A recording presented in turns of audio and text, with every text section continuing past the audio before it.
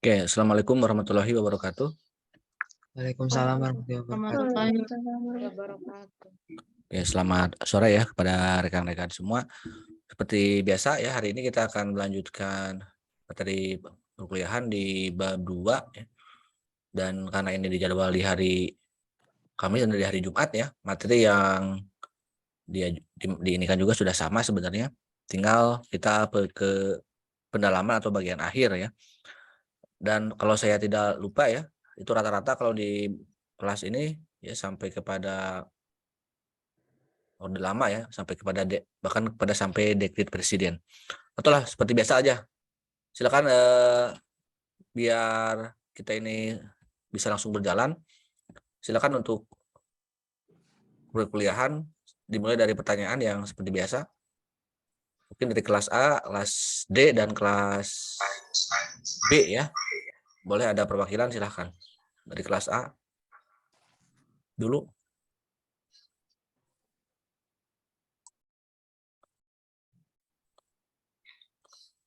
Kelas B.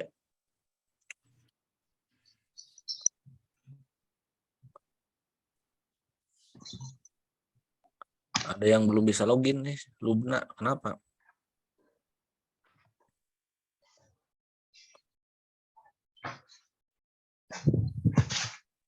Bapak, Lubna tuh gak bisa login ke Zoom-nya.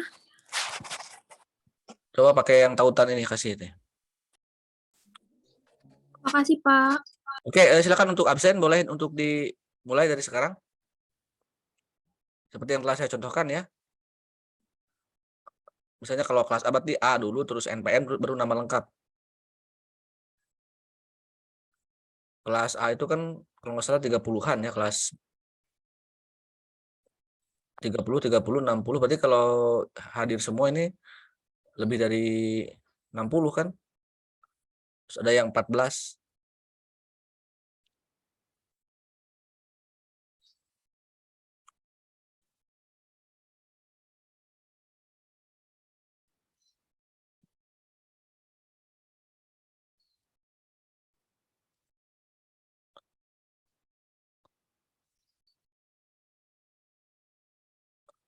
Oke, silakan. Biar kita bisa mulai, ini dimulai dari pertanyaan yang kalian ajukan. Bapak izin bertanya. Oke, dari Azmi, ini kelas A ya. Azminatus, betul? Betul, Bapak. Ya, Ini silakan. pertanyaannya yang part 4 atau bagaimana, Pak? Ya, silakan kamu yang ini aja. Kan di sini waktu kita sudah ini ya. Baik, Bapak.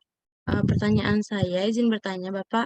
Bapak menyebutkan bahwa Soekarno pernah berpidato dengan sangat bergelora. Beliau mengatakan Inggris kita linggis. Apa tujuan dan isi dari pidato yang disampaikan beliau, Pak? Terima kasih.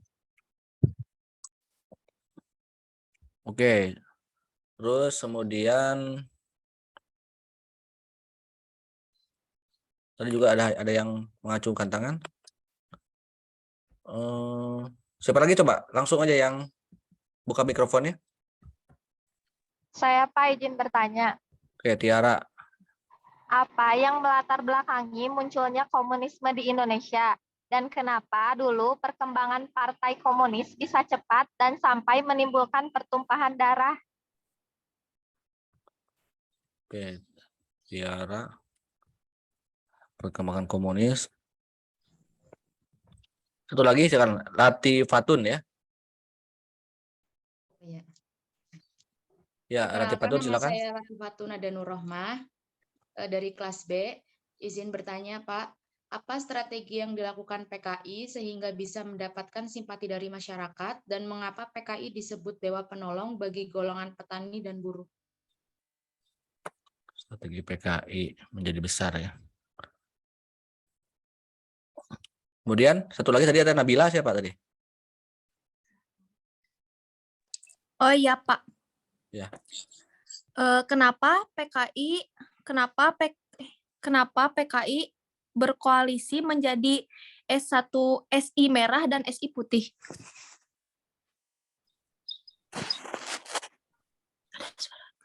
Oke, ini kebanyakan tentang PKI ya.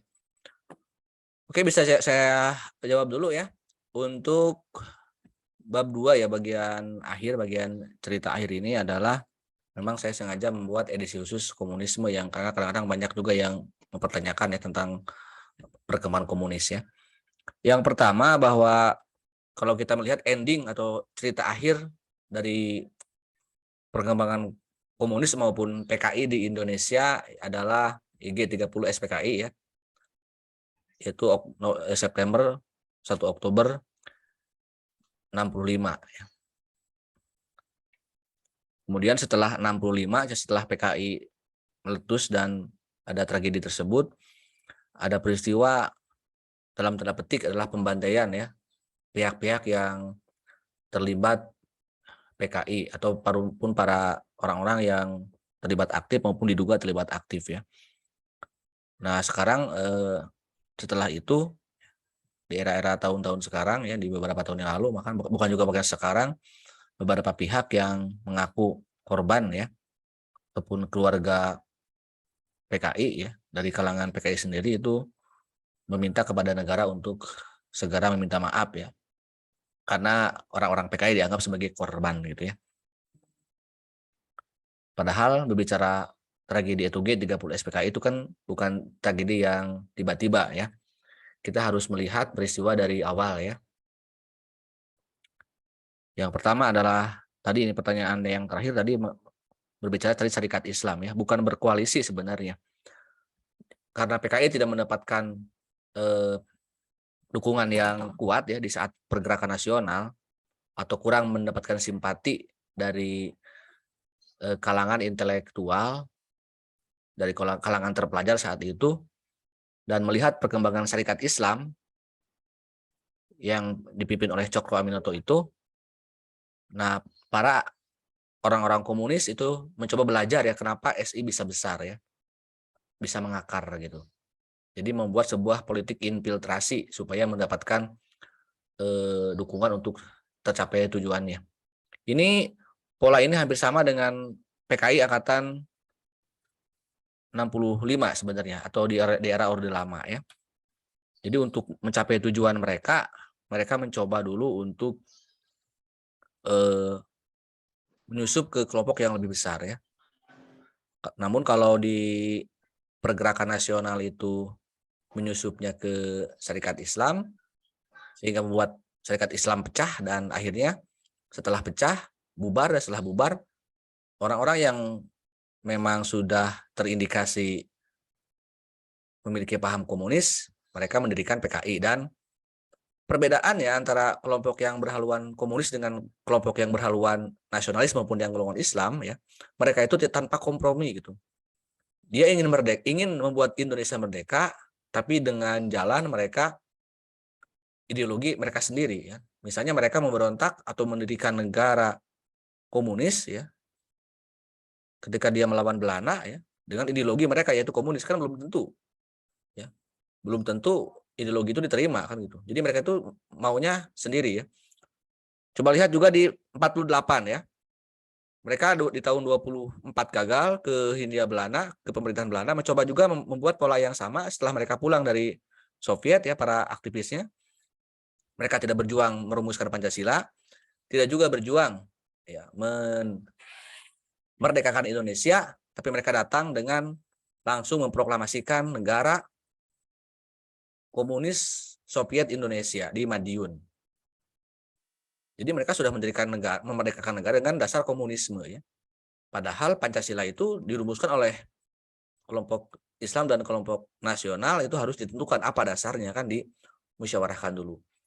Tapi beruntunglah kita di 45 tidak ada orang-orang komunis yang terlibat dalam perumusan Pancasila ya, sehingga ya kalau bicara Pancasila itu bersih dari paham-paham komunis ya, karena kalau ada orang komunis itu pasti gagal gitu ya. Tidak akan ada kesepakatan. Makanya kenapa tahun 55 itu gagal ya. Setelah 55 kan ada konstituante yang kembali merumuskan dasar negara. Nah, karena di sana sudah ada unsur komunisnya. Jadi saya bersuudzon ya kepada orang-orang komunis, kalau ada orang-orang komunis mereka tidak akan bisa berkompromi gitu kan. Nah, setelah mereka berhasil menjadi partai besar ya, di tahun 65, maaf di tahun 55. Jadi kalau Anda lihat yang paling dekat dari komunisme di tahun 65 itu karena mereka adalah komunis hasil pemilu 55 ya. Banyak juga yang bertanya, kenapa 48 PKI itu kan gagal dalam Madiun ya. Bahkan para aktivisnya dibunuh kan, termasuk Musso itu sendiri. Tapi tiba-tiba dia besar di tahun 55 ya, karena yang dihukum di tahun 48 itu pasca Madiun itu orang-orangnya. Tokoh-tokoh kuncinya ya, termasuk orang-orang yang terlibatnya seperti Musso, Amir Saripudin, dan yang terlibat itu ya dihabisi. Tapi kan yang namanya komunisme sebagai ideologi yang hidup ya, apalagi di era itu juga sedang besar-besarnya komunis di dunia ya. Sehingga walaupun orangnya sudah hidup, saya sering mengatakan hal ini kan, tapi belum tentu ideologinya mati. Maaf, walaupun orangnya mati, belum tentu ideologinya mati gitu.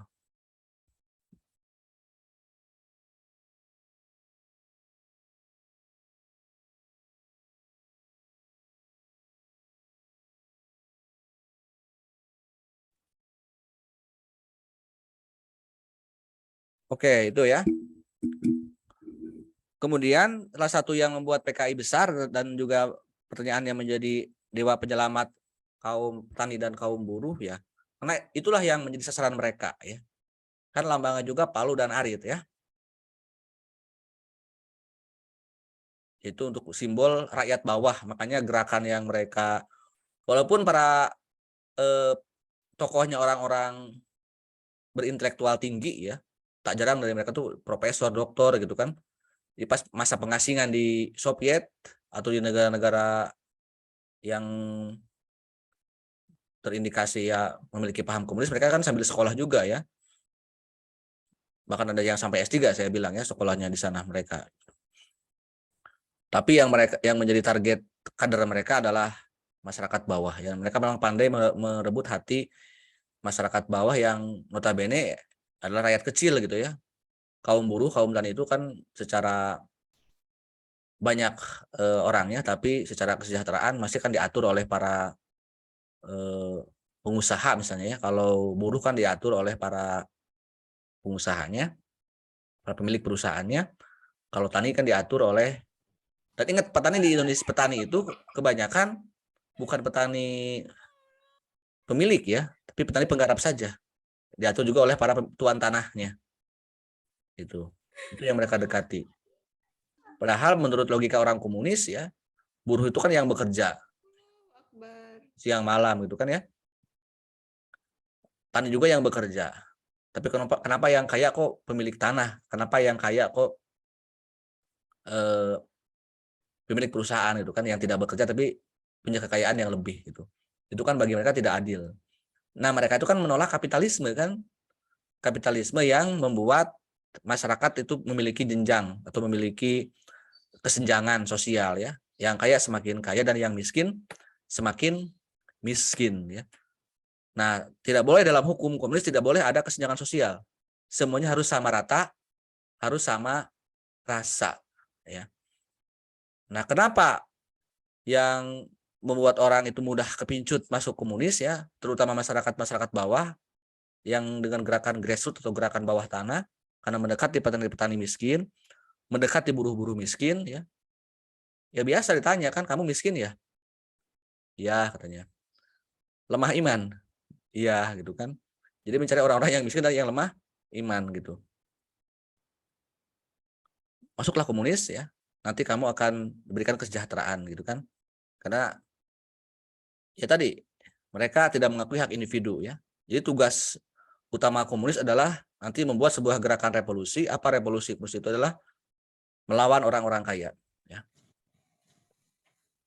Jadi melawan para pemilik-pemilik tanah, melawan para pemilik-pemilik perusahaan. Setelah itu baru ya membuat sebuah kesejahteraan negara kan gitu. Untuk itu kenapa mereka membuat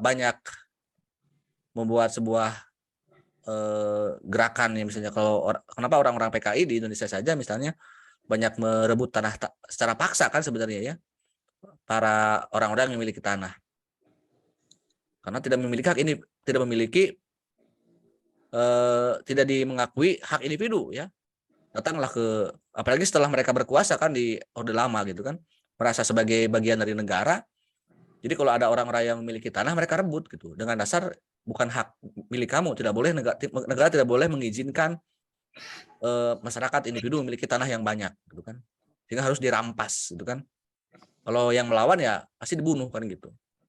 Kenapa yang disasar kok umat Islam ya, para kiai, para santri ya, karena kan kebanyakan ya para kiai, para santri, pemilik pesantren itu mereka memiliki tanah yang banyak ya, memiliki santri yang banyak gitu, melawan lah pasti kan gitu. Dia sudah mengganggu duluan kan gitu, karena mereka itu yang mereka perjuangkan ya, tidak mengakui hak kepemilikan individu gitu. Oke, jadi itu yang membuat PKI besar ya, jadi bisa mendekati rakyat kecil gitu dengan slogan-slogan merakyat, pura-pura menjadi rakyat ya, padahal tidak ada satupun negara komunis yang berhasil sebenarnya, makanya bangkrut kan. Kita tahun 66 sudah lebih dulu ya, Orde Baru sudah lebih dulu melarang keras setelah G30 kan tahun 66 menyatakan bahwa dalam tahap MPR melarang penyebaran ideologi komunisme, marxisme, leninisme gitu kan. Artinya dengan adanya larangan itu secara otomatis PKI dibubarkan ya di Indonesia.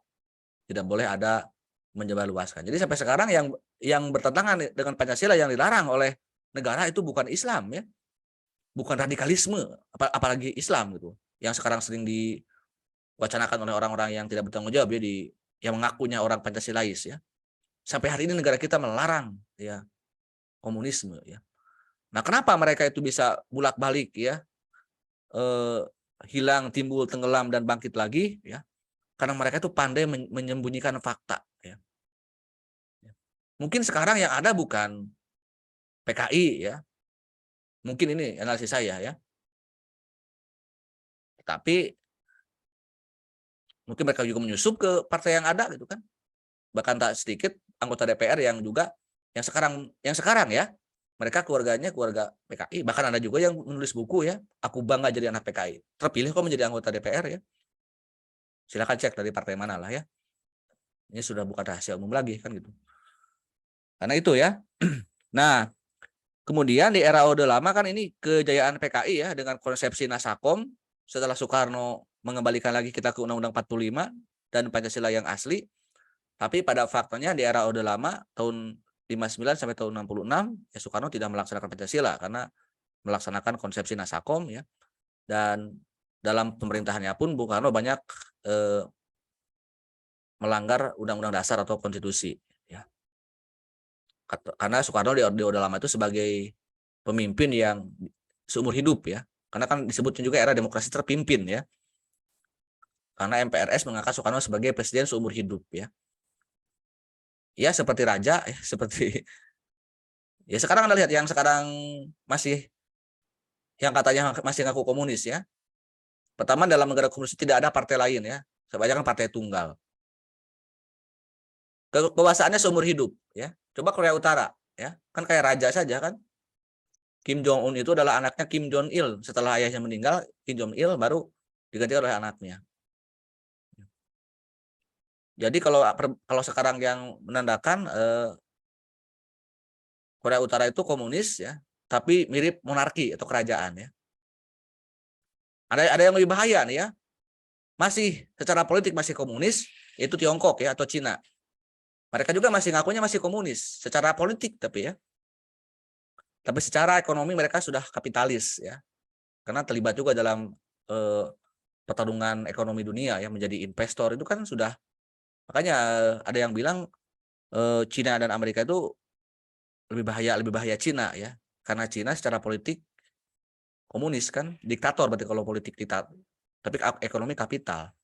Jadi kalau pemerintahan sekarang ya ciri-cirinya misalnya jahat di pemerintahan yang diktator ya, tidak boleh ada pendapat, tidak boleh dikritik ya. Tapi secara ekonomi mereka pun memberikan kesempatan yang seluas-luasnya kepada para investor ya. Jadi negara tidak seolah tak berdaya gitu kan. Seolah yang mengatur kebijakan negara itu bukan presiden, bukan negara, tapi para pengusaha kan gitu. Itu kan ngeri ya. Bahkan jangankan di saat contoh misalnya kenaikan BBM, jangankan di saat minyak dunia naik ya, saat minyak dunia turun pun ya pemerintah menaikkan harganya gitu, harga jualnya gitu kan, itu bukti nyata bahwa ya ada tanda-tanda yang aneh kan di negara kita hari ini kan kalau dilihat dari ciri-ciri yang pernah ada ya. Nah, kembali ke Orde Lama ya, kenapa Soekarno di era Orde Lama itu sangat anti Inggris, sangat anti Amerika ya.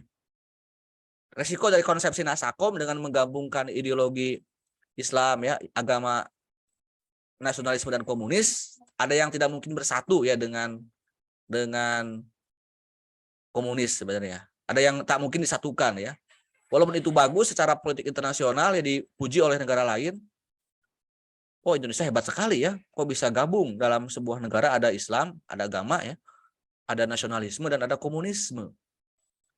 Yang di dunia tidak mungkin gitu kan. Karena kan tadi ya, ini warisan politik pemilu 55 lagi-lagi kan. Kita memang mengalami masa demokrasi liberal, saking liberalnya semua ideologi ada kan itu. Tapi ketika Nasakom ini ya, ketika udah lama ternyata ada yang tidak bisa bersatu, yaitu Islam ya, atau agama.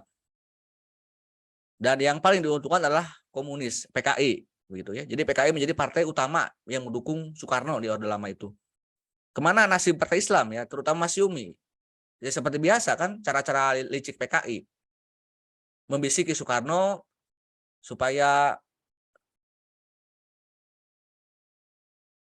ya menjauhkan Islam dari konsep negara Indonesia.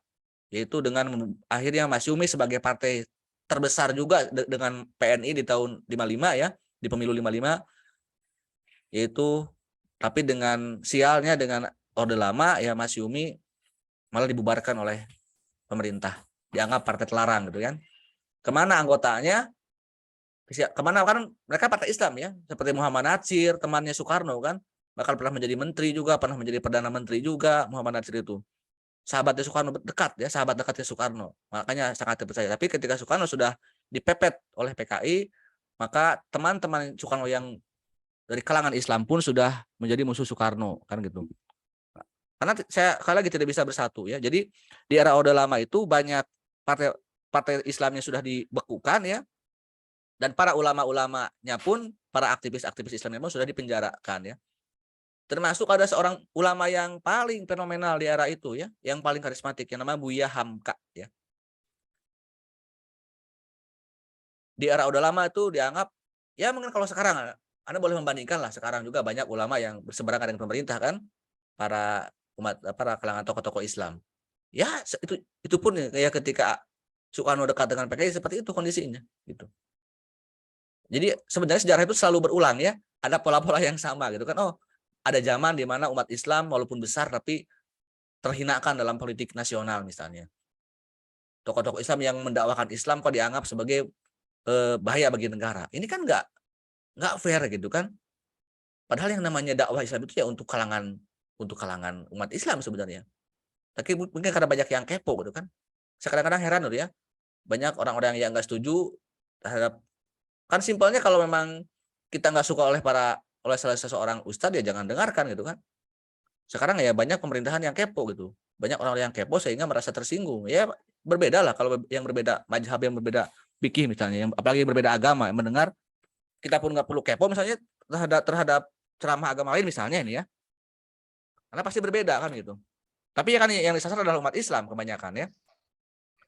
Jadi itu ya ada pola-pola yang sama ya. Bahkan Buya Hamka itu ya, walaupun dia selama berkuasanya Soekarno di penjara, tapi pas Soekarno meninggal dunia, Soekarno ingin disolatkan oleh Buya Hamka ya. Jadi itu ya salah satu ya itulah nasib para ulama ya. Dan Buya Hamka di era Orde Baru kelak menjadi ketua MUI pertama ya di Indonesia, Buya Hamka itu. Nah, apa yang dimaksud dengan pidato Soekarno di era Orde Lama ya, dengan Inggris harus dilinggis gitu kan dan sebagainya. Itu kan sebenarnya propaganda Soekarno ya, melawan kekuatan sekutu Inggris. Apalagi di era 60-an kan Inggris akan memerdekakan Malaysia kan. Malaysia itu negara jajahan Inggris kan, wajar ya. Tapi Soekarno kan nggak suka Inggris, nggak rela karena Soekarno ada negara baru yang ditopang oleh kekuatan liberal, yaitu Inggris.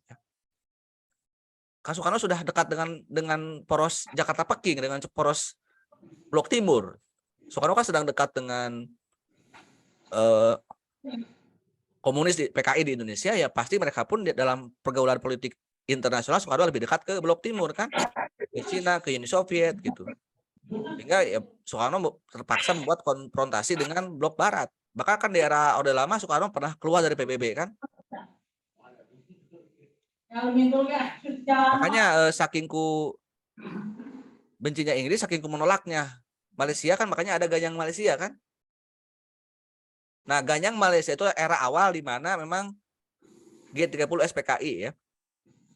Jadi ketika mau Ganyang Malaysia, PKI mendukung ya langkah Soekarno untuk mengganyang Malaysia. Bahkan meminta kepada Soekarno supaya PKI atau ada buruh dan tani ya sebagai angkatan kelima. Apa itu angkatan kelima ya? Ya tentara lah ya, ABRI dulu itu namanya. Selain angkatan darat, laut, udara dan polisi, ada angkatan kelima yaitu siapa? Buruh dan tani supaya dipersenjatai. Dan itu sudah disiapkan, sudah ada bantuan dari Cina, dari Tiongkok ya, sebanyak 100.000 pucuk senjata untuk kalangan PKI, untuk kalangan komunis, yang katanya untuk mendukung Soekarno dalam Ganyang Malaysia. Tetapi Dewan Jenderal ya, para jenderal-jenderal yang seperti Ahmad Yani Nasution yang dibunuh di malam 30 September tidak setuju ya, tidak menyetujui untuk membuat angkatan kelima. Nah, siapa itu ABRI dan Dewan Jenderal itu yang 7 orang itu, dan siapa itu PKI, itu sama-sama anak emas Soekarno ya. Jadi di pemerintahan Soekarno itu ada 2 unsur yang paling utama selain ya tentunya Soekarno sebagai partai nasionalis ya, sebagai orang PNI. Tapi ada yang punya backing lain ya. Yang pertama dari kalangan militer, bahkan konon yang akan melanjutkan menjadi presiden adalah salah satu dari 7 orang itu, yaitu Ahmad Yani ya. Sehingga tokoh PKI merasa cemburu terhadap Ahmad Yani, terhadap jenderal, karena sudah kedengar mungkin Soekarno lebih menyukai Ahmad Yani sebagai calon presiden yang akan menggantikan Soekarno. Sementara PKI pun merasa orang yang paling dekat dengan Soekarno kan gitu. Ya punya niat untuk yang sama kan, wajar lah ya. Sekarang pun di era sekarang ya saya yakin hampir semua partai politik yang mendukung Pak Jokowi, kalau Pak Jokowi sudah pensiun, semuanya ingin partainya yang menjadi yang menggantikan Pak Jokowi kan gitu. Menjadi presiden. Ya termasuk dari kalangan PKI pun ingin menjadi presiden. Tapi kalau PKI bukan hanya sebagai presiden, tapi mereka pasti akan menggantikan dasar negara dengan dasar komunisme ya. Nah, kembali ke Ganyang Malaysia, ternyata menurut para jenderal, menurut operasi intelijen jenderal, PKI itu bukan untuk mengganyang Malaysia, tapi untuk mengganyang Soekarno gitu ya. Jadi untuk mengkudeta Soekarno. Kalau mereka sudah punya senjata ya, maka mudah untuk mengambil alih kekuasaan ya. Itulah yang akan sudah didengar oleh Dewan Jenderal. Sementara PKI pun melakukan hal, punya niat demikian, sudah ketahuan oleh para tentara ya, niat busuknya. PKI pun menduga bahwa Dewan Jenderal pun akan melakukan hal yang sama ya. Karena kan di bulan Oktober, di bulan September itu kan Soekarno sudah sedang dalam keadaan sakit ya, Bung Karno itu. Kalau sakit berarti orang pasti meninggal dunia kan itulah ya. Dulu kan Soekarno ya kalau mati berarti harus digantikan karena kan seumur hidup jabatannya. Nah, siapa yang lebih dulu nih? Apakah jenderal atau PKI ini yang akan merebut kan gitu. Jadi sudah ada upaya desas-desus gitu kan. Nah, Dewan Jenderal sebagai PKI sebagai pihak yang merasa temannya Soekarno, merasa punya kewajiban untuk menyelamatkan Soekarno ya dari kudeta Dewan Jenderal. Itu motif mereka ya. Motif mereka melakukan penculikan di malam 30 September. Tapi kan yang hebat, yang menculik bukan PKI, tapi Pas Pampres ya, atau Cakrawirawa, tentara yang menjadi pasukan pengawal presiden. Makanya mungkin Anda juga banyak yang bertanya, sebenarnya versi mana sih yang benar ya dalang dari G30 September itu? Apakah PKI, apakah Dewan Jenderal, apakah Soekarno, apakah Soeharto ya? Itu semua, karena semua kemungkinan itu ada ya. Kenapa bisa menuduh? Kenapa PKI bisa tidak ada pihak PKI yang nggak disalahkan misalnya? Ya kalau dari sisi pelakunya ya PKI bisa cuci tangan ya. Kan yang menculik bukan gue, kan Dewan tentara juga kan. Itu untung itu pasukan ya pas pampres. Kan biasanya kalau ini kan coba Anda lihat ya beberapa kasus yang ada sekarang pun kan demikian ya. Kadang-kadang bingung siapa yang menjadi pelaku utamanya kan gitu ya. Ya itulah cara-cara licik PKI zaman dulu kan gitu. Bisa aja misalnya bahwa dalangnya itu tentara ya, atau konflik internal di tubuh TNI katanya ya. Ya karena pelakunya TNI tentara ya, yaitu pasukan Cakrabirawa, dan korbannya tentara juga kan itu. Tuh ya. Ada juga bahwa dalang utamanya adalah Soekarno. Kenapa Soekarno? Karena Soekarno adalah orang yang dikawal oleh Cakrabirawa. Gitu ya. Mana mungkin Cakrabirawa misalnya melakukan langkah-langkah itu tanpa ada izin presiden. Makanya kalau Anda lihat film G30 SPKI, coba sambil Anda lihat filmnya ya. Alasan misalnya ketika pasukan Cakrabirawa datang ke rumah jenderal itu kan, Bapak malam ini juga harus menghadap presiden. Kan gitu. Ya. Nggak ada, Bapak diculik oleh PKI. Kan nggak ada ya. Nggak ada kan gitu. Jadi ada juga yang bilang bahwa dalangnya adalah PKI, adalah Soeharto. Ada nggak versi Soeharto? Pernah dengar ya? Kok kenapa misalnya ya? Dari sekian banyak jenderal yang ada, hanya 7 orang yang diculik oleh PKI. Padahal Soeharto pun adalah jenderal. Ya, itu semakin kuat ya. Itu kan kuat juga alasannya. Kenapa Soeharto nggak diculik? Ya, jangan-jangan Soeharto nih yang menjadi aktor intelektualnya. Apalagi Untung ya. Letkol Untung itu adalah mantan bawahannya Soeharto di operasi militer di Papua. Waktu pembebasan Papua Barat ya. Ya, ini juga kan bisa. Gitu kan ya. Jadi itu ya kehebatan ya kayak kasus Sambo kan gitu ya. Sekarang kan nggak jelas ya. Polisi nembak polisi tapi kadang-kadang pembaliut gitu kan. Ya ini pola-pola ini juga terjadi di tahun-tahun itu gitu kan. Nah, tapi dari sekian banyak versi tersebut ternyata para saksi, para ahli dan sebagainya lah ataupun sejarah ya, lebih banyak dari sekian versi tersebut lebih banyak yang menjadi pelaku utamanya adalah komunis ataupun PKI ya. Sebagai dalang dari semua tragedi berdarah tersebut ya. Dengan tadi alasan yang tadi ya, ada kecemburuan PKI kepada Dewan Jenderal, kepada para jenderal, dan Untung pada saat itu ya, Letkol Untung itu walaupun pernah menjadi bawahannya Soeharto, walaupun dia juga adalah pas pampres ya, tapi Untung sebenarnya dia sudah jadi kader komunis ya, sudah menjadi kader PKI di tahun itu, di era Orde Lama itu, karena dia kadernya Nyoto ya. Nyoto adalah salah satu tokoh penting juga di PKI bersama dengan Aidit ya. Makanya salah satu menteri juga Nyoto itu. Itu ya. Silakan sampai situ dulu, ada yang mau ditanya yang lainnya? Saya berikan dulu ke kalian.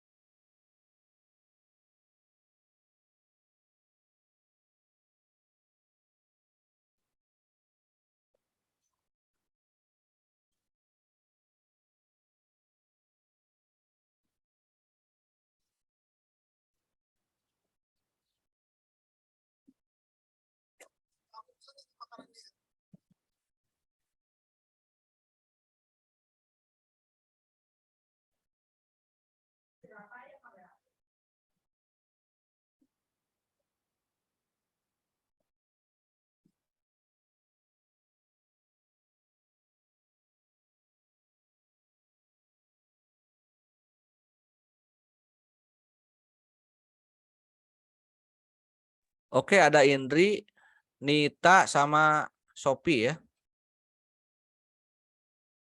Silakan. Siapa yang dulu silakan. Yang di dulu tuh.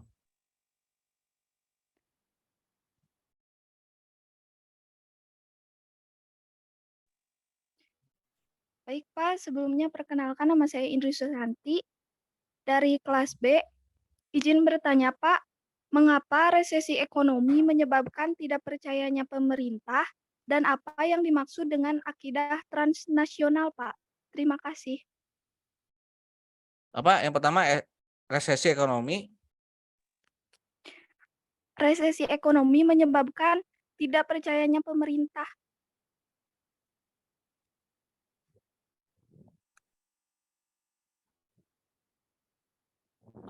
Ideologi transnasional ya. Ya, Pak. Oke.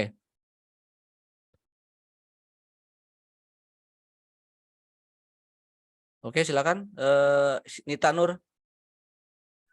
Izin bertanya, Pak, setelah Musa tewas dan Amir Syarifuddin ditangkap, apakah ada pemimpin lain yang memimpin PKI sehingga PKI bisa kembali bangkit dan ikut serta pada pemilu tahun 1955?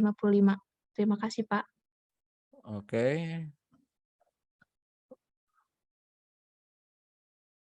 Terus kemudian Gea. Iya, Sophia dulu. Terkait dengan krisis moneter, Pak, apa yang menyebabkan terjadinya krisis moneter dan bagaimana cara pemerintah mengatasi krisis moneter waktu itu? Penyebab dan cara ya. Dan cara. Oke.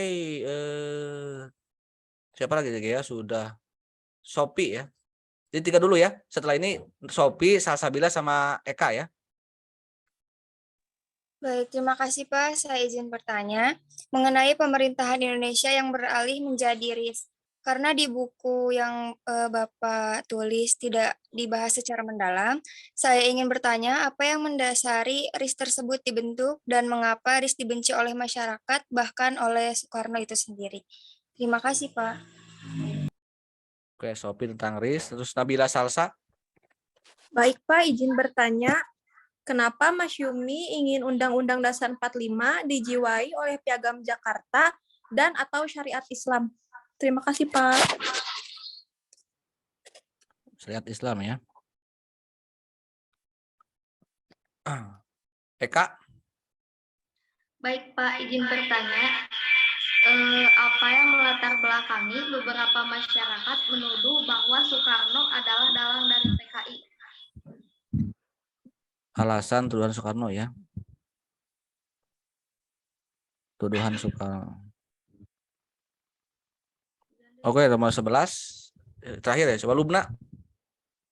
Setelah Lubna boleh dulu ya. Bapak, izin bertanya, apakah hanya faktor inflasi yang menyebabkan krisis moneter di Indonesia? Terima kasih, Pak.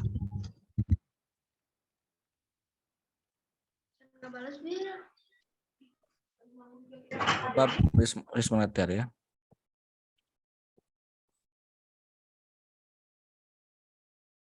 Oke, ada dulu ya untuk pertanyaan. Saya fokus dulu ke jawabannya.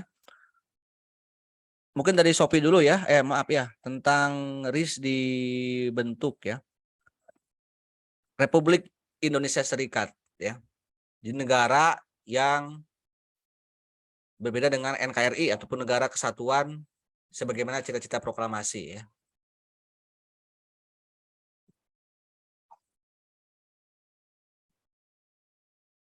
Ternyata kita merdeka kan nggak ada yang tidak setuju ya kita merdeka, apalagi dengan bentuk negara kesatuan.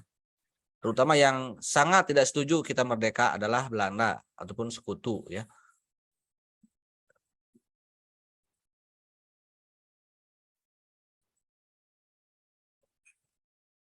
Kenapa sekutu tidak ataupun Belanda tidak menerima kemerdekaan Indonesia?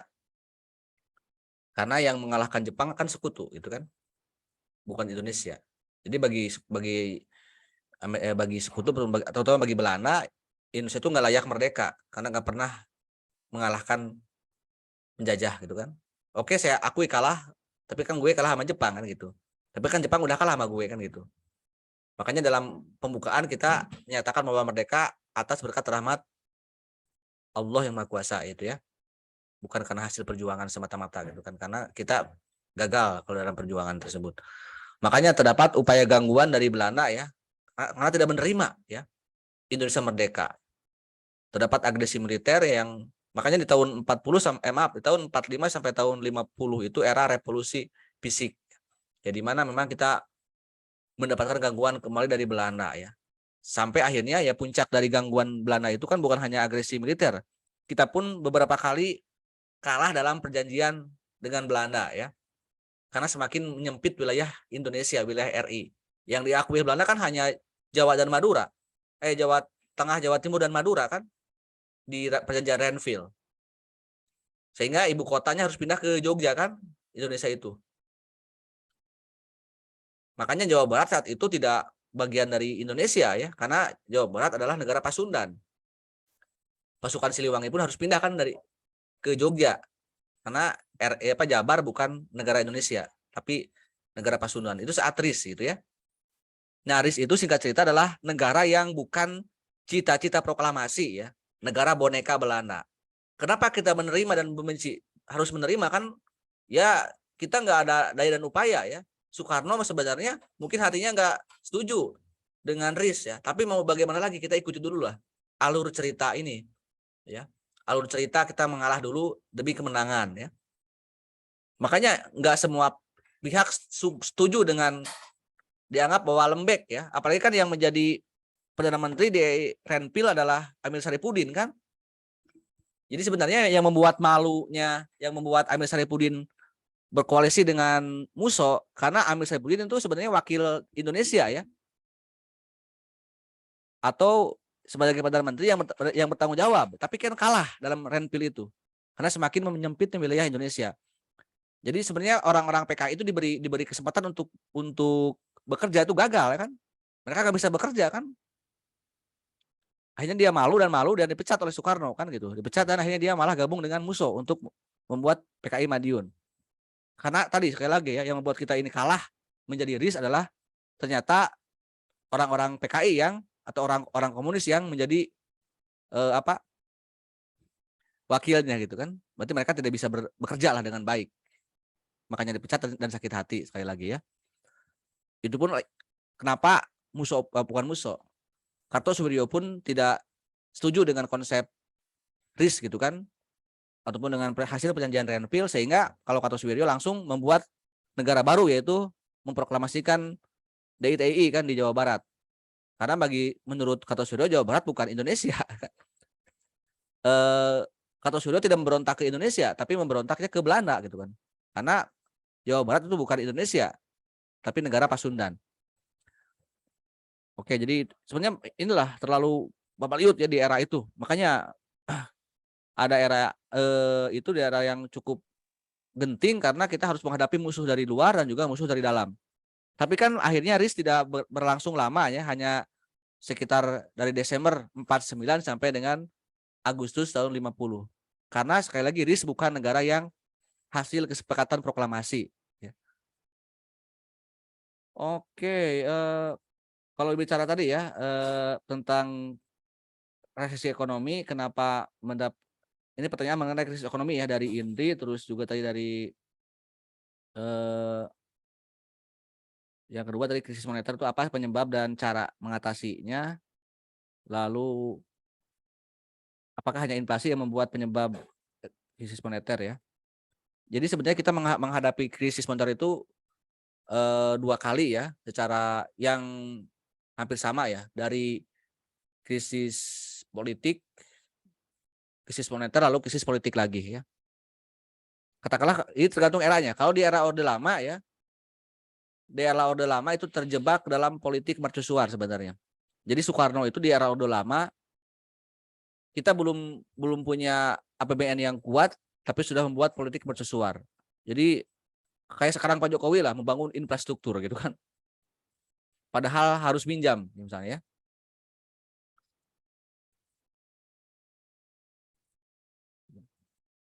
Membangun GBK yang sekarang Istora Senayan ya, itu kan bagian dari politik mercusuar Soekarno.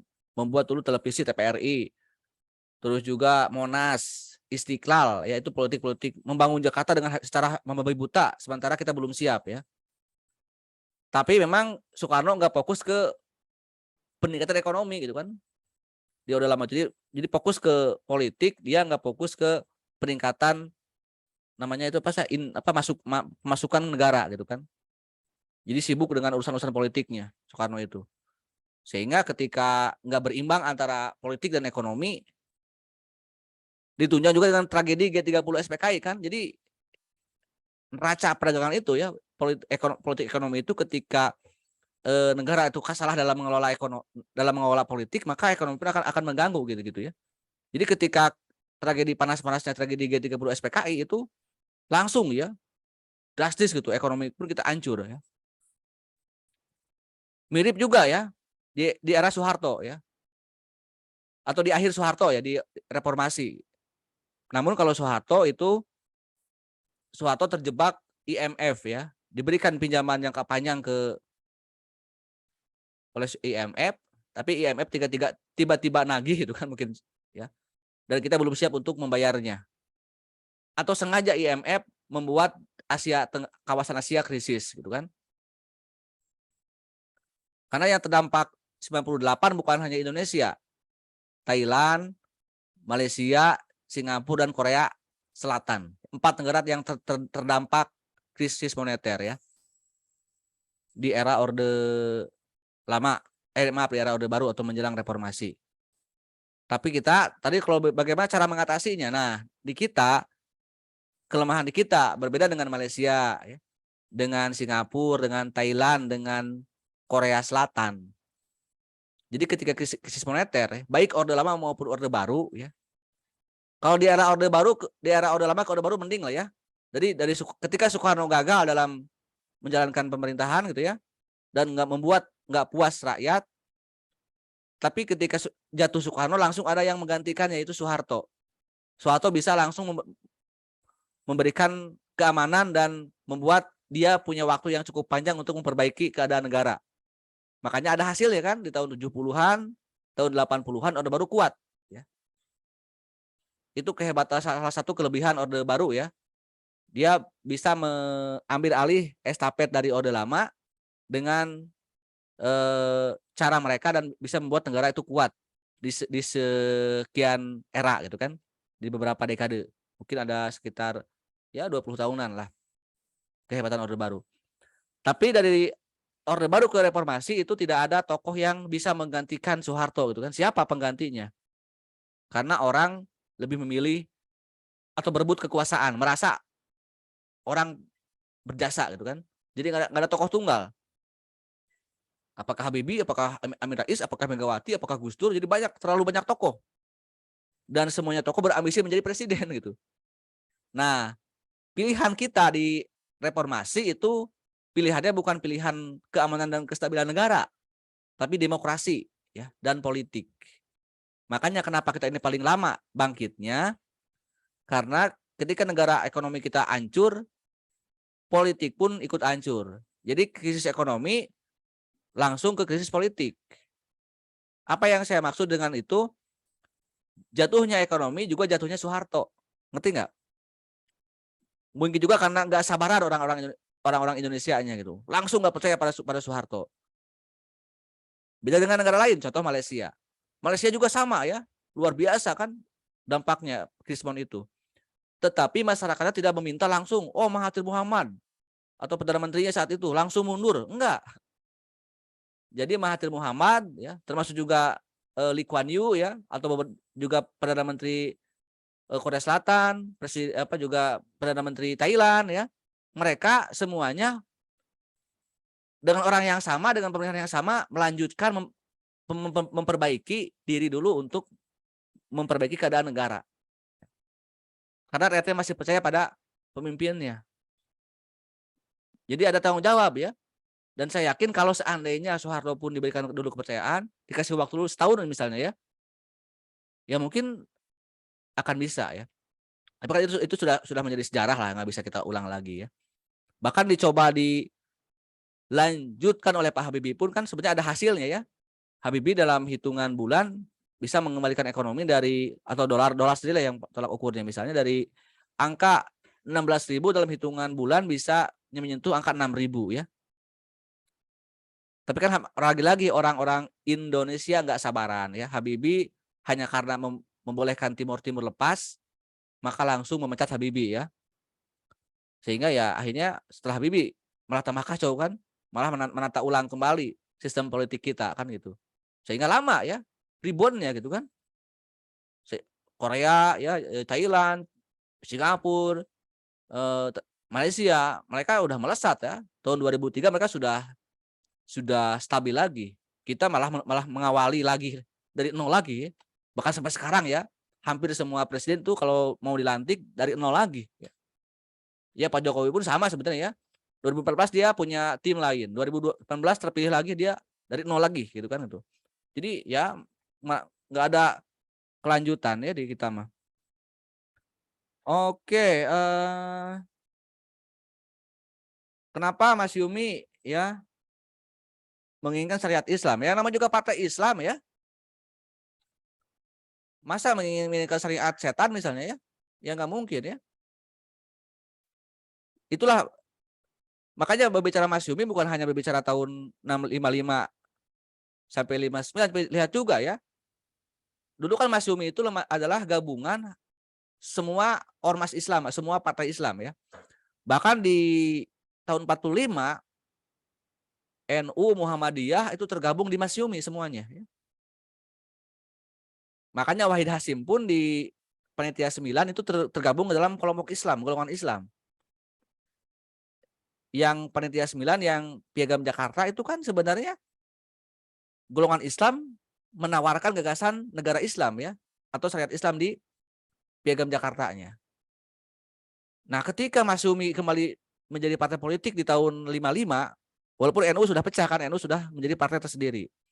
Nah, Mas Yumi tetap melanjutkan perjuangan pendiri Mas Yumi sebelumnya ya. Jadi mereka tetap menawarkan gagasan syariat Islam. Seharusnya tidak perlu lagi ya. Karena sudah selesai sebenarnya di 45. Tapi karena di tahun 55 ada demokrasi liberal, sehingga Dewan Konstitusi itu malah mewacanakan lagi ya penggantian UUD 45 yang resikonya kalau mau membuat UUD yang baru, maaf, itu harus ada dasar negaranya dulu lagi kan gitu. Sama halnya kalau kenapa PKI menginginkan negara komunis sebagai perjuangannya. Ya namanya juga partai komunis ya pasti dia ingin menjadikan negara ini seperti komunis gitu kan. Namun bedanya kalau Piagam Jakarta itu ya bukan berarti umat yang non Islam harus ikut syariat Islam. Kan dikatakan bahwa dalam Piagam Jakarta itu bagi pemeluk-pemeluknya. Jadi dalam Islam itu adalah ikraha fiddin ya. Tidak ada paksaan ya dalam beragama itu. Tetapi kan orang-orang karena nggak setuju dengan politik Islam seolah-olah selalu disalahkan Islam itu ya. Wah, nanti kalau partai Islam menang semuanya akan sholat. Kalau yang nggak sholat bahkan dihukum mati misalnya. Itu kan orang yang nggak paham Pancasila. Ya bukan itu ya. Sekarang kan saya juga pernah bilang, sekarang pun di kita berlaku syariat Islam. Apa contohnya? Ekonomi syariah ya. Bahkan sekarang pemerintah pun genit kan mengatur bank syariah kan. Saya mau tanya, apakah harus dipaksa umat Islam harus ikut ke bank syariah? Kan nggak ada paksaan kan? Itu salah satu contoh penerapannya yang nggak perlu kita perdebatkan lagi ya sehari ini pun. Selama sekarang kita masih mengenal partai Islam dibolehkan, ormas Islam dibolehkan, juga ekonomi Islam juga masih dibolehkan ya. Toh ternyata negara pun meminjam kok uang dana umat ya, dana umat Islam, uang zakat, uang infak, uang sodako, bahkan juga dana haji umroh kan dibangun untuk membangun infrastruktur. Dan MUI pun ya karena wapresnya dari kalangan MUI itu sudah membuat fatwa halal artinya ya, dibolehkan dana umat Islam dipinjamkan ke negara untuk membangun infrastruktur. Jadi ya jangan munafik lah yang namanya penguasa itu ya, butuh umat Islam itu ya. Karena bukan hanya butuh suaranya, tapi juga butuh modalnya, butuh dananya kan dari umat Islam itu. Jadi jangan terlalu arogan sebenarnya terhadap wacana-wacana ya dibuat di era sekarang pun kan saya rasa itu munafik gitu ya para ya yang sekarang berkuasa itu merasa bahwa selalu menyudutkan ya kalangan-kalangan Islam itu kan. Padahal tadi ya. Jadi itu saya kira sebagai garis perjuangan mereka ya. Ya harus jelas. Tapi kan tadi ya syariat Islam dalam Piagam Jakarta itu bukan memaksakan untuk semua agama. Bahkan juga untuk semua umat Islam pun kalau memang dia tidak mau ya udah jangan, nggak perlu kan gitu. Hanya menjadikan pilihan saja ya. Makanya sekarang apakah semua umat Islam harus masuk partai Islam kan tidak ya. Tokoh-tokoh partai nasionalis seperti partai PDI pun saya kira ya kebanyakan umat Islam kok ya. Dari Golkar, dari Gerindra, dari Demokrat, dari Nasdem ya. Karena mereka juga butuh suara umat Islam gitu kan. Karena kalau mereka menyasar non-Islam mereka tidak akan mendapatkan suara yang banyak gitu. Bahkan Pak Jokowi pun kenapa misalnya menggandeng Pak Ma'ruf Amin di Wapres di 2019, saya yakin itu dengan tujuan untuk merekrut suara umat Islam kan. Karena Ma'ruf Amin bagian dari kelompok Islam sebelumnya kan gitu. Sehingga yang mudah tergoda gitu kan akhirnya bisa menang kan gitu Pak Jokowi di periode kedua ya. Bahkan Pak Jokowi pun kalau menjelang kampanye sering kok menjadi imam sholat ya dalam tampilan-tampilan di medianya kan gitu. Juga salah satu upaya dalam merebut hati simpati umat Islam. Jadi butuh sebenarnya negara ini. Jadi nggak boleh saling menyalahkan ya tentang identitas politik golongan manapun sebenarnya. Kalau mau ya dari adu gagasan ya, adu pendapat, adu fakta, adu data dan sebagainya. Kalau mau kita mau levelnya lebih maju, tidak menyerang sendi masing-masing konsep dasar dalam perjuangan ya. Karena sekali lagi yang dilarang oleh negara kita bukan ideologi Islam tapi ideologi komunis ya. Yang sekarang dilarang. Tapi kan sudah banyak ternyata ormas Islam yang menjadi korban ya. Yang dibubarkan oleh pemerintahan sekarang. Oke, alasan Soekarno dituduh terlibat PKI dan komunis tadi ya. Karena sampai akhir hayatnya pun Soekarno tidak pernah menyalahkan PKI ya. Kalau seandainya Soekarno misalnya kan yang membuat Soekarno jatuh kan karena sikap dia sendiri ya. Kan ada demonstrasi mahasiswa tahun 66 nih. Meminta supaya 3 hal kan Tritula itu. Turunkan harga, bubarkan PKI, dan hapus kabinet Dwi Korah dari unsur-unsur komunis. Tapi Soekarno tidak mengindahkan ya. Jadi sekali lagi sampai meninggal dunia Soekarno tidak pernah menyalahkan komunis.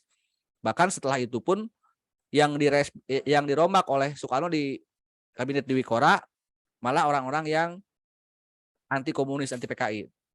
Nasution pun malah menjadi korban resapelnya Soekarno kan gitu. Nah, kenapa demikian ya? Karena selama Orde Lama berlangsung PKI lah yang paling setia ya. Walaupun Soekarno membuat sebuah pelanggaran terhadap Undang-Undang Dasar, terhadap konsep bernegara, terhadap ideologi negara, tapi kalau PKI kan asik-asik aja, selalu mengiyakan Soekarno. Sehingga Soekarno merasa PKI lah yang paling dekat dengan beliau ya. Yang selalu dibela oleh beliau gitu. Sehingga ketika PKI dalam keadaan terdesak sudah menjadi musuh bersama ya, Soekarno pun tidak mau memusuhi PKI. Saya yakin kalau saya sendiri ya, Soekarno itu bukan PKI ya. Soekarno bukan komunis. Kalau sosialis mungkin iya ya. Karena Soekarno itu mengidolakan 3 konsep sebenarnya Nasakom itu ya. Saya ini punya bukunya Soekarno nih. Ini contohnya ya. Bisa dilihat judulnya. Nasionalisme ya, Islamisme dan Marxisme. Ini buku yang dibuat Soekarno di tahun 20-an ya, di era pergerakan nasional. Jadi ini Soekarno muda ya. Jadi sebelum Nasakom Soekarno sudah berpikir tentang negara dunia ya. Bagaimana ada gerakan Islamisme, ada gerakan nasionalisme, ada gerakan Marxisme. Nah, gerakan Marxisme adalah gerakan ya cikal bakal komunisme ya, cikal bakal sosialisme. Makanya ketika di Indonesia nih tahun 26 ya, buku ini dibuat nih. Ini di era Soekarno muda ya. Makanya saya nggak heran ya, kenapa di tahun 65 ada Nasakom ya, karena di tahun 20-an pun di era pergerakan nasional pun Soekarno sudah menulis buku itu. Jadi sangat terobsesi menggabungkan tiga paham itu. Dan tadi kembali ke masalah tuduhan komunisme ya tadi ya. Saya lihat dari sisi positifnya ya. Pertama, seorang pemimpin itu harus punya prinsip ya. Terutama prinsip utama adalah balas jasa ataupun ya siapa teman, siapa kawan itu harus selektif gitu kan. Jadi Soekarno tidak pernah mengkhianati teman atau orang yang sudah berjasa pada beliau. Contoh misalnya sebelum ke PKI ya. Saya juga sering ngomong di kelas lain. Kenapa di era di tahun 45 Soekarno lebih memilih menunggu janji Jepang dibandingkan dengan memproklamasikan. Jadi kalau nggak ada paksaan dari golongan tua, maka Soekarno itu lebih patuh pada janji Jepang. Karena Soekarno sangat percaya Jepang, karena Jepang akan memberikan kemerdekaan. Itu pun kita harus diambil dari sisi positifnya ya. Karena bagi Soekarno, Jepang adalah pihak yang paling berjasa dalam mengusir Belanda. Karena Indonesia itu selalu gagal kan. Kita hampir 300 tahun mengusir Belanda itu nggak pernah berhasil. Tapi Jepang berhasil. Sehingga sangat angkat topi ya Soekarno kepada Jepang. Itu poin pertama ya, prinsip. Yang kedua di era Orde Lama, kenapa dengan PKI? Nah, padahal masyarakat itu sudah menginginkan PKI dibubarkan atau disalahkan.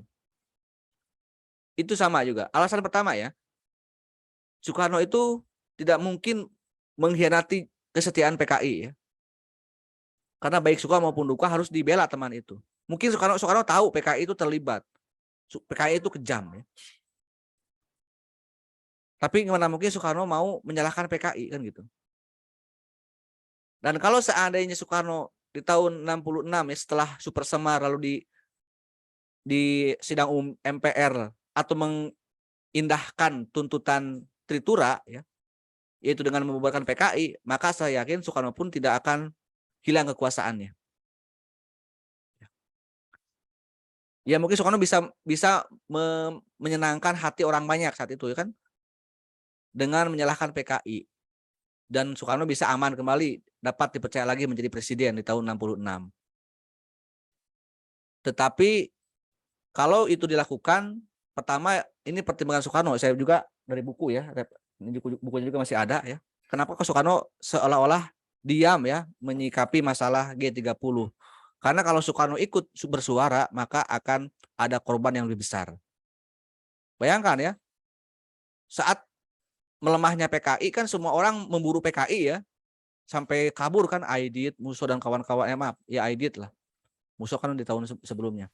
Oke, tadi pertanyaan yang tadi ada ngeluasa pertanyaan. Kenapa di tahun 48 apakah ada tokoh-tokoh lain yang hidup kemudian bisa menghidupkan di 55 ya? PKI itu ya, walaupun ideologinya, orangnya mati, tapi tidak akan mati ideologinya. Orang-orang yang belum matang di tahun 48, siapa? Aidit ya. Dia masih anak-anak mungkin, masih ABG. Ya, di saat Prasnyo sudah tertangkap dan sudah dihukum mati, maka Aidit sudah usia 20 tahunan, dia bisa membawa PKI menjadi partai besar ya kan. Itulah ya, salah satu jadi ada regenerasinya gitu ya. Dari 48 ke 55 itu. Karena yang dibubarkan, yang dihukum oleh Soekarno itu bukan PKI-nya, tapi orang-orangnya yang dihukum mati. Partainya enggak dibubarkan, sehingga dan enggak dilarang lagi ideologinya, sehingga dapat bangkit lagi kan di tahun 50-an, di tahun 55, makanya menjadi partai besar di tahun 55. Itulah kenapa Soeharto dengan tegas melarang PKI, karena dia kalau hanya menghukum orang-orangnya maka akan bangkit lagi, sama dengan tahun-tahun sebelumnya. Ya gitu, itu salah satunya ya. Hebatnya ideologi komunis ini. Nah, kembali ke masalah tragedi Soekarno ya di tahun 66. Itulah ya, jadi tidak untuk menghindari konflik yang lebih besar ya, sehingga lebih baik kehilangan jabatan. Itu saya kira jiwa yang besar dari Soekarno gitu ya. Ya, dia tidak lagi ambisi menjadi pemimpin ya, karena tadi kalau dia berbuat misalnya menginginkan kekuasaan itu berlanjut, maka yang akan membantai PKI ya ini yang masalahnya kan, semua orang bereaksi kan, militer, rakyat yang dulu menjadi korban PKI, jadi ada aksi balasan. pendukung Soeharto pun sama membuat sebuah aksi pembantaian terhadap orang-orang yang terlibat PKI. Kan begini ya, kalau dulu itu kan kondisi chaos ya. Malam-malam misalnya sedang patroli ya, sedang ngumpul-ngumpul, sedang melihat mendengar ini ada orang lewat, padahal belum tentu kan orang PKI. Nah, si itu PKI misalnya. Langsung diburu, karena saking balas dendamnya pada PKI kan. Karena PKI di tahun Orde Lama selama 5 tahunan telah melakukan aksi yang seperti itu, brutal ya. Sehingga pada saat lemah orang membuat aksi balasan. Nah, kalau seandainya Soekarno pun menyatakan PKI bersalah, maka para pendukung Soekarno pun akan melakukan hal yang sama, ya, memburu orang-orang komunis ya. Makanya Soekarno pun untuk meredam para pendukungnya. Karena sebenarnya Soekarno pun, Partai Soekarno yaitu PNI di Orde Lama tidak menonjol kan. Mereka tersingkirkan oleh PKI, powernya gitu ya. Oke, saya kira itu untuk pertemuan minggu ini. Cukup atau ada lagi? Silakan. Kalau cukup bab 2 untuk pembahasan kan saya sudah mencoba beberapa video ya. Anda tinggal dalami saja. Saya mohon maaf tidak bisa menanggapi satu persatu. Kita anggap selesai saja bab 2 ya. Mudah-mudahan bisa Anda terus belajar, terus menggali di media apapun, di referensi manapun untuk menambah wawasan dan pengetahuan Anda. Dan minggu depan, minggu terakhir menjelang UTS kita sudah masuk ke bab 3. Sekian. Assalamualaikum warahmatullahi wabarakatuh. Waalaikumsalam. Waalaikumsalam.